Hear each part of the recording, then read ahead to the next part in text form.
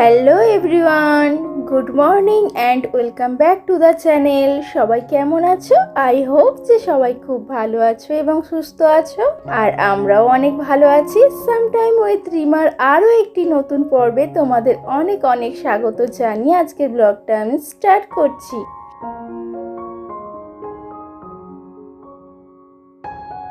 বন্ধুরা, আজকে হলো রবিবার আর এখন বাজে সকাল 7টা, আর আজকে সকাল সকাল সবজি কাটতে বসেছি।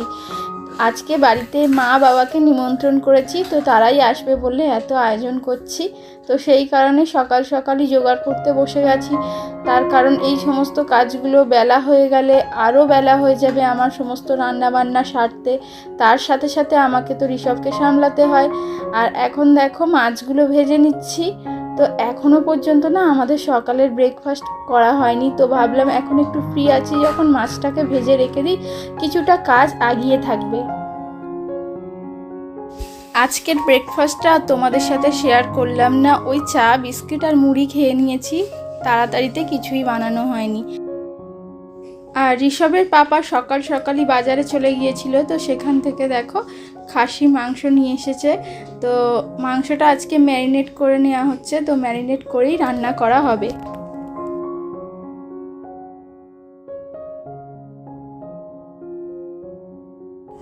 আজকে যেহেতু মাংস ঋষভের পাপাই রান্না করবে, তো সেই কারণে আমি শুধু একটু ওকে হেল্প করছি। আমি ওর হেল্পিং হ্যান্ডের মতনই কাজ করছি যাকে বলে। তো আমাকে সমস্ত মশলাগুলো দিয়ে দিতে বলেছে, তো আমি এবার একে একে সমস্ত মশলাগুলো দিয়ে দিয়েছি। ওই নুন, ঝাল, হলুদ, আদা রসুন, একটু কাঁচা সর্ষের তেলও দিয়ে দিয়েছি। তো আমাকে বলছিল যে একটু মেখে দিতে, তো আমি বললাম যে গুঁড়ো ঝাল দেওয়া আছে, আমি কিছুতেই মাখবো না, কারণ আমার হাত জ্বলে যাবে। এখন আমাকে আরও সমস্ত রান্না করতে হবে, ওই মাংস নিয়ে পড়ে থাকলে আমার তো চলবে না বলো। তো সেই কারণে দেখো ওকেই মাংসটা ম্যারিনেট করার জন্য ভালোভাবে মাখিয়ে নিতে বললাম। আর এইভাবে না বন্ধুরা মাখিয়ে মাখিয়ে নিয়ে করলে মাংসের মধ্যে সমস্ত মশলাগুলো আর কি ভালোভাবে মিশে যায়, আর মাংসের টেস্টটাও অনেকটা বেড়ে যায়। আর এখন ঋষভকে সকালের ব্রেকফাস্টটা করিয়ে দেব, তো সেই জন্য দেখো ওকে একটু আজকে দিচ্ছি দুধ আর সুজি, আর ওকে খাইয়ে দিচ্ছি। আর আজকে বাবু টিভি চলছে, মন ধ্যান সব কিছুটা টিভির মধ্যে দিয়ে দিয়েছে। তো এখন আমি ওকে কি খাওয়াচ্ছি না খাওয়াচ্ছি কোনো দিকেই ওর কোনো হুঁশ নেই, ও শুধুমাত্র টিভির দিকেই তাকিয়ে আছে। তো চলো বন্ধুরা, আমি এখন ওকে খাইয়ে নিই, তারপরে তোমাদের সাথে আবার কথা হবে।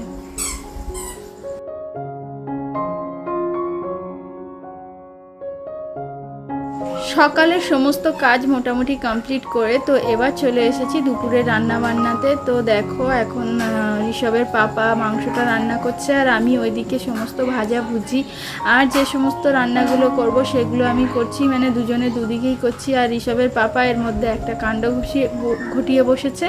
তো ওই দেখো বাটার দিচ্ছিল তেলের মধ্যে, আর বাটারটা ছিল প্লাস্টিকের কন্টেনার, আর গরম চামচটা ওর মধ্যে দিতে হাতে আর কি গরম লেগে গেছে। তো এখন দেখো তেলের মধ্যে একটু ফোড়নে হচ্ছে তেজপাতা এগুলো দিয়ে দিয়েছি। তো আমি সমস্ত কিছু দিয়ে দিচ্ছি, ও আর কি শুধু নাড়াচাড়া করে আর কি মাংসটা তৈরি করবে। তো যাই হোক, এটুকুই আমার করে দিলে তাই অনেকটা হেল্প হয়, কারণ একা একা সব কিছুটা করতে আমার অনেকটা সময় চলে যাবে। আর ঋষভ তো জানোই কতটা দুষ্টু। আর এদিকে দেখো মাংসের যে পেঁয়াজটা কষা হচ্ছে, আর ওদিকে আমার ভাজাটা মোটামুটি হয়ে এসেছে। তো মায়েরও আসার টাইম হয়ে গেছে, তো অনেকটা বেলা হয়েছে, এবার মনে হয় চলেই আসবে। তো এখন আমি বেগুন ভাজাটা দিয়ে দিয়েছি। ম্যারিনেশনের সময় যেহেতু কিছু মশলা আমি অ্যাড করেছিলাম ওর মাংসের মধ্যে, তো সেই কারণে এখন একদম অল্প অল্প পরিমাণে সমস্ত কিছুটা দিয়ে একটু কষিয়ে নিচ্ছি, যাতে করে কাঁচা গন্ধটা না থাকে। তো এবার মাংসটাও ওর মধ্যে দিয়ে তারপর একটু নাড়াচাড়া করে নেবো। আর মাংসটা না আজকে আমি একদম মানে ম্যারিনেট করে একটা প্লাস্টিকে মুড়িয়ে সিল করে রেখে দিয়েছি, যেহেতু ফ্রিজ নেই সেহেতু বাইরেই রেখে দিয়েছি।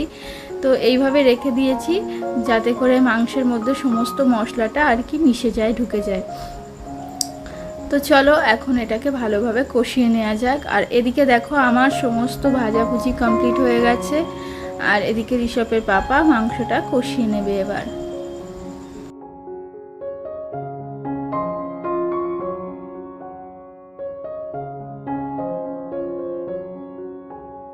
মাংসের কালারটা তো খুব সুন্দর হয়েছে। আর ওদিকে দেখো আমি আলুটা ভেজে নিচ্ছি, আর এর মধ্যেই মা এসে গেছে। তো মা আর আমাদের পিকি সোনা এসেছে, আর এইসব উঠানে খেলা করছিল। তো ওকে মা বলছে চলো চলো। তো ওই দেখো এখন ন্যাংটা হয়ে আছে, তো এখন ওকে মা উপরে তুলছে। আর বাবা আসবে বলে আসলো না, তো বেলায় আর একবার ফোন করে দেখবো যে কেন আসেনি। আর মা আবার দেখো ঋষভের জন্য কিছু খাবার, আমাদের সবার জন্য কিছু জিনিস নিয়ে আসলো, মানে খাবার। তো সেই সমস্ত জিনিসগুলো আর কি রাখছে। আর আবার মাদেরকে বসিয়ে আমি চলে এসেছি রান্নাঘরে। আর মাংস কষা মোটামুটি হয়ে গেছে, আর ওদিকে মাংসের আলুটা ভেজে নিচ্ছি। তো এদিকে মাংস কষা হচ্ছে, আর মাংসে না আলু না দিলে ঠিকঠাক জমে না আর কি। তো এবার মাংসের মধ্যে আলুটা দিয়ে দেবো। আর এদিকে দেখো আমার মাংসের আলু ভাজা হয়ে গেছে, আমি এখন ওর মধ্যে মাছের ঝালটা করব। আর ইতিমধ্যেই আমার সমস্ত রান্না কমপ্লিট হয়ে গেছে। তো আমি ওইদিকে বসিয়ে দিয়েছি ভাত। তো এদিকে মাংসটা ফুটে গেছে, আর ভাতটা হয়ে গেলেই দুপুরে সমস্ত রান্না কমপ্লিট হয়ে যাবে। তো আজকে আর তোমাদের সাথে খাওয়া দাওয়া সব কিছুটা শেয়ার করতে পারবো না, তার কারণ সবাইকে খাওয়াতে দিতে আমরা নিজেরাও খেতে অনেকটা দেরি হয়ে যাবে। তো সেই কারণে সবটা তোমাদের সাথে শেয়ার করব না। তো চলো বন্ধুরা, দেখো বিকাল হয়ে গেছে, আর মাদেরকে দিয়ে দিচ্ছি একটু মিষ্টি। তো মারাই নিয়ে এসেছিলো। তো এখন যেহেতু পিকি আছে, তো পিকি সবে ঘুম থেকে উঠেছে, তো ওকেও একটু খেয়ে নিতে বলছি। তো সবে মাত্র ঘুম থেকে উঠেছে, তো কিছুই খেতে চাইছে না। তো মারা দেরি করবে না, এখনই বেরিয়ে যাবে। আর এই দেখো মায়েরা চলে যাওয়ার পর সন্ধ্যেবেলা সেই কালী পুজোর সময় কিছু বাজি বেঁচে গিয়েছিল, তো সেইগুলো তোলা ছিল। ঘর পরিষ্কার করার সময় সেইগুলো বের হয়েছে।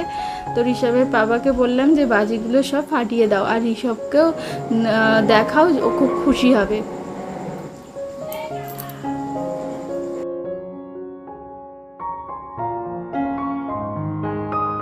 তো বাজিগুলো ফাটাচ্ছে ঋষভ আর ঋষভের পাপা মিলে, যেন একটু কালী পুজো ফিল হচ্ছে। তো চলো বন্ধুরা, আজকের ভিডিওটা আর বেশি বড় করব না, আমি এখানেই শেষ করব। যদি কিছু ভালো লেগে থাকে তো অবশ্যই একটা লাইক করে দিও, আর খুব বেশি ভালো লেগে থাকলে চ্যানেলটিকে সাবস্ক্রাইব করে আমার পাশে থেকো। তো চলো বন্ধুরা, আজকের মতো টাটা, দেখা হবে আগামী আরও একটি নতুন পর্বে।